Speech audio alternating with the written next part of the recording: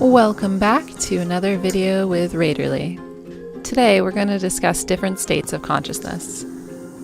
Consciousness alchemy is any practice where you are working on changing your consciousness, the alchemy of consciousness. That could be a yogic practice, that could be hypnosis, that could be an introspective exercise or meditation. So I like to invent a lot of introspective exercises sort of on the fly to help myself get to know myself better. Often I invent these exercises for a group, but often I just invent them for myself or even to help explain myself better to someone else. One of my favorite consciousness alchemy activities is creating visual representations of emotions and states of consciousness which are usually intangible. By transforming them into something visual, these amorphous, abstract concepts become easier to grasp, contemplate, and communicate. I find this particularly helpful as someone who's very visually oriented.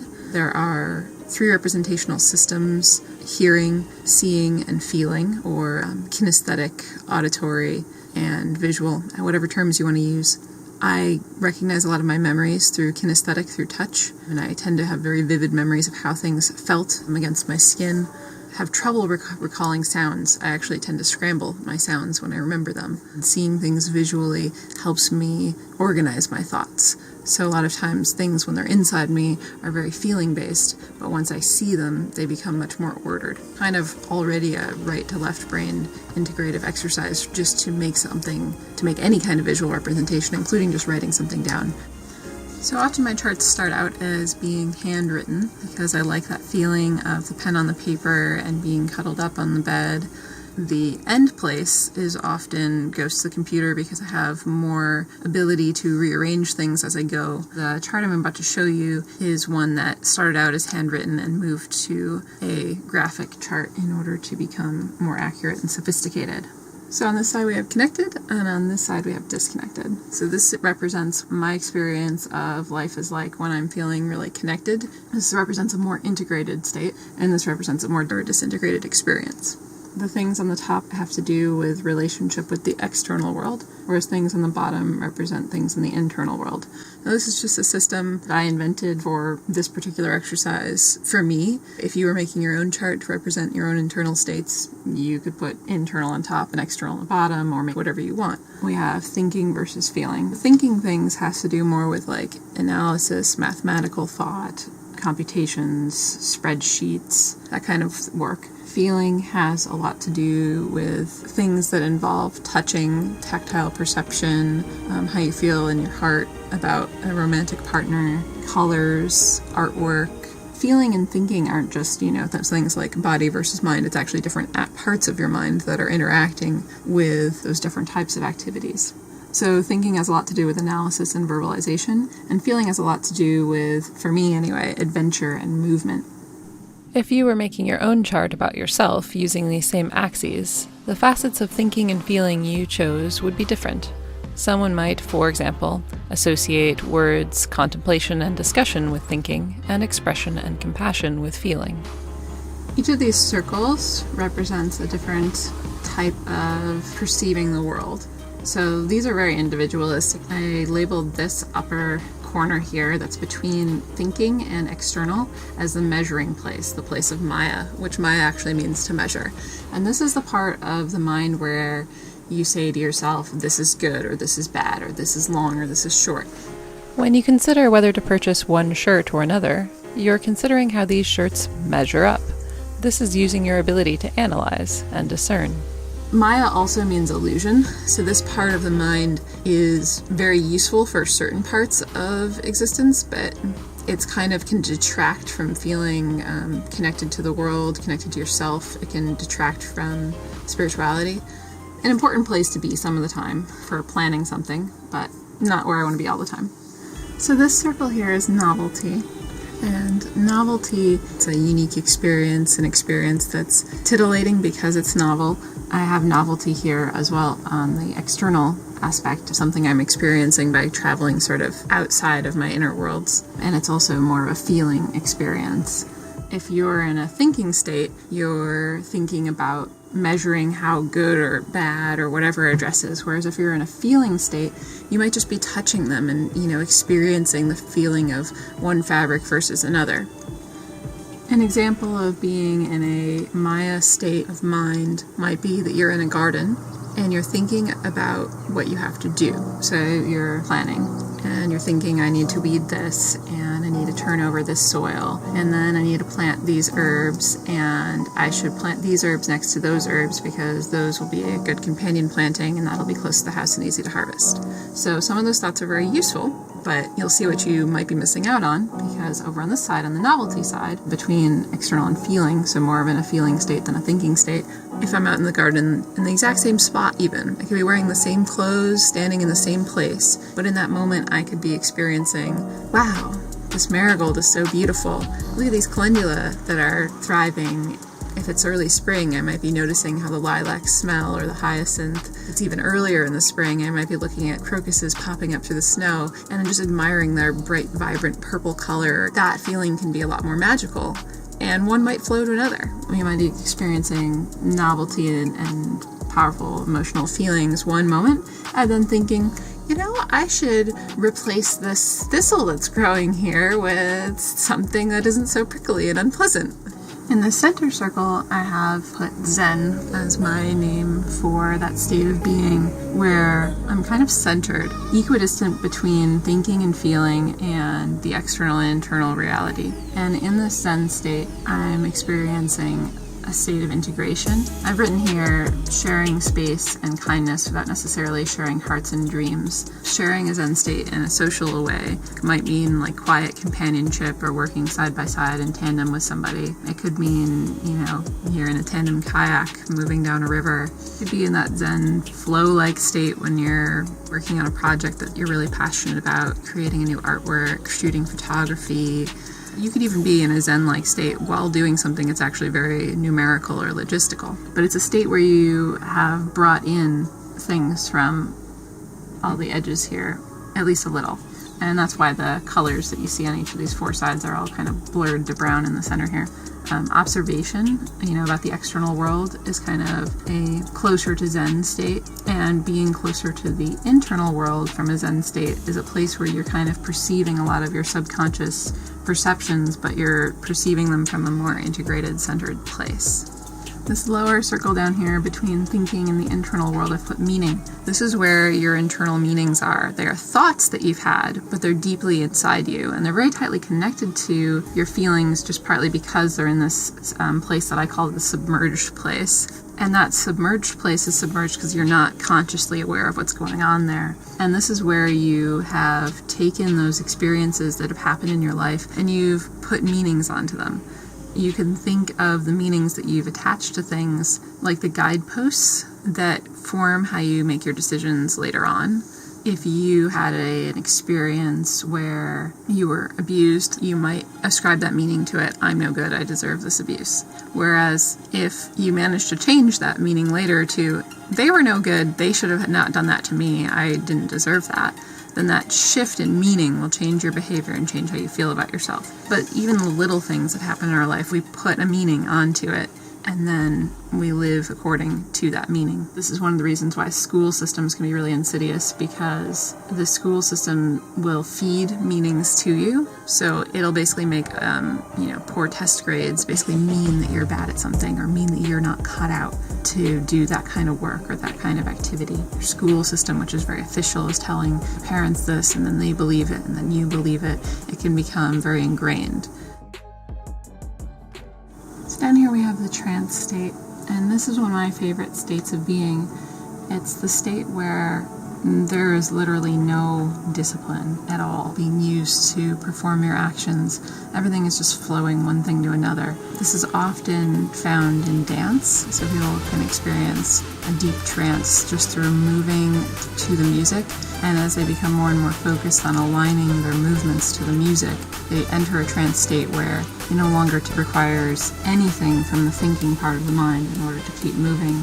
no longer requires anything from the external part of reality. Aside from the music, mostly what's happening here is internal feelings and expressions are coming forward. Your feelings are coming forward to create your dance motions.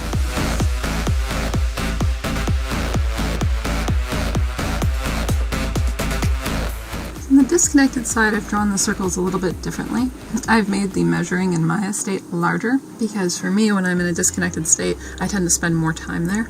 It tends to overlap more with the meaning, and I tend to start ascribing negative meanings to things a lot, which is why I've made these two circles overlap and contain the word defensive on the disconnected side, because when I'm in a disconnected state, I become extremely defensive.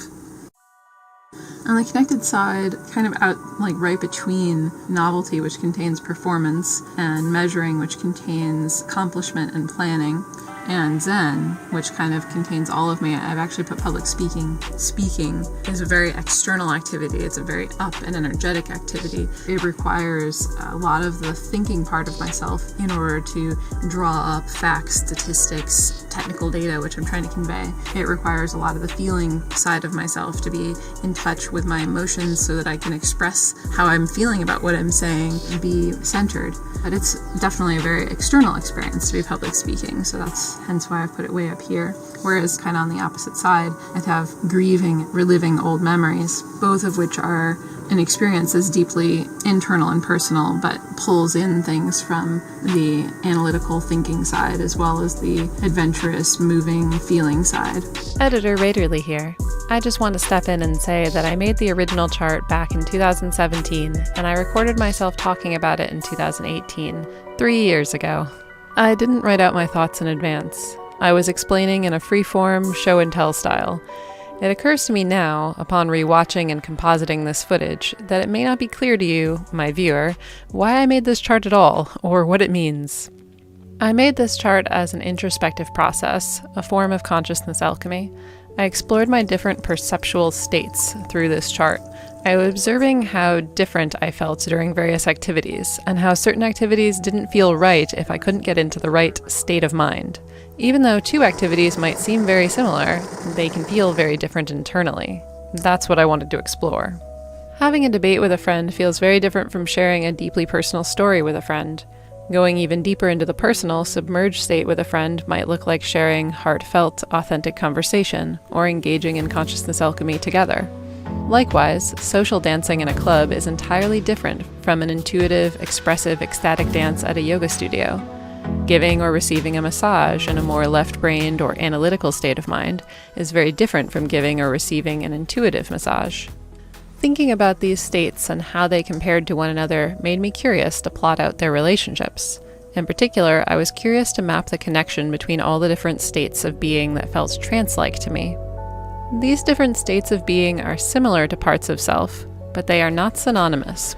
I can be in a trance-like submerged state while doing expressive dance as a part of me that is sexual or sensual, or as a part of me that is playful, innocent, and childlike. I can even be all of these things at once, which would be distinctly different than being one or the other. Also, as a reminder, this chart is not a general-purpose one-size-fits-all chart. On the contrary, this chart is something I made to express my own internal states to myself and to my husband's. I'm sharing it with you because I think you might find it interesting and may resonate with parts of what I uncovered about myself. I don't expect every person to relate to all of it, but I imagine most people will relate to some of it, and some people may even be inspired to chart out their own states of being and how they relate to one another. Being goofy is kind of a trance state of its own in a way, which is why often goofy things often turn to hurting somebody's feelings, because you're not judging yourself, you're not stopping yourself, you're not policing your words or being politically correct, you're just playing around and having a good time. It's almost as if you're drunk without being drunk. This is why so often people start to associate being goofy and playing around with being bad, because it's very easy to just be playing and having fun in that state, and when someone else is not in that state, and so they respond to your behavior as being negative or impinging on them. Because this goofy, playful state is more internal, it's less externally aware of how other people are going to respond. And this is how it works for me. Somebody else's goofiness might not quite work the same way as mine. I have role-playing and role-becoming. So this is like the type of role-playing where you're so deep in your character that you've become that character. It's very realistic. It's very believable to the outside world because it's true for you in your internal world. This is the kind of role-playing that people often do in the bedroom when they take on a role and they get really into the scene. And a lot of the reason why people like doing this is because it is such a submerged internal space that they get to bring to the light of reality something that's very deeply buried within them, something that may only usually show up in their dreams, like when they're asleep at night, it's so deeply buried. And this is why people can do very strange sorts of things when they're role-playing, because they're accessing parts of them that may have been frozen for decades, possibly, and they're accessing parts of themselves which they would normally be ashamed to show, that do not have society's approval. The sort of shadow side of role-playing and role-becoming on the disconnected side is power games or abuse in relationships. Being in a submerged trance state where something traumatic is happening, that's abuse. Not just having a good time playing with somebody or exploring what's happened before.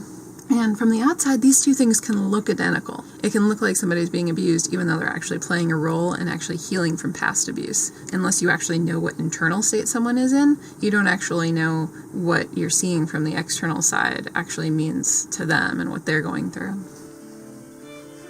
So going out and adventuring, having unusual experiences, the disconnected version of that is using that as an escape. So you can't stand something about your internal reality, or you can't stand something about your home life, and so you've got to go seek more novelty and more novelty. So they're seeking new experiences in order to have pleasure or to grow or to explore yourself. And then they're seeking new experiences to avoid yourself. And so that's how I've differentiated novelty on the two sides. And I've also made novelty a little bit larger on the disconnected side as a circle for me, because I tend to use novelty as escapism when I'm in a disconnected state. I have also made Zen a much smaller circle and pushed it off to the feeling side on the disconnected state. There isn't really as much Zen in the disconnected state. It's really more of a blah feeling.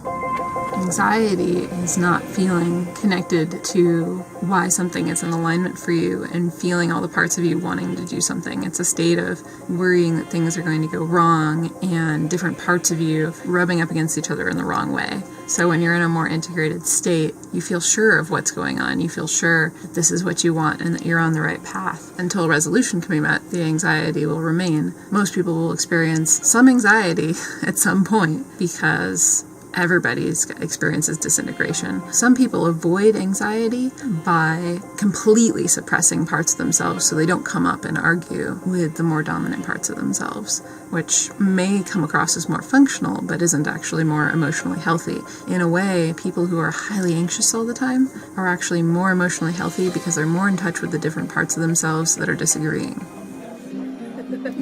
On the connected side, next to thinking, I've also written here friendly debate, strategy games, and bantering puns. Strategy games are a great way to get into something that's kind of like a Zen state, but like really thought-heavy. The reason I've got bantering puns just inside the meaning circle here is because puns are all about playing with the meanings of things.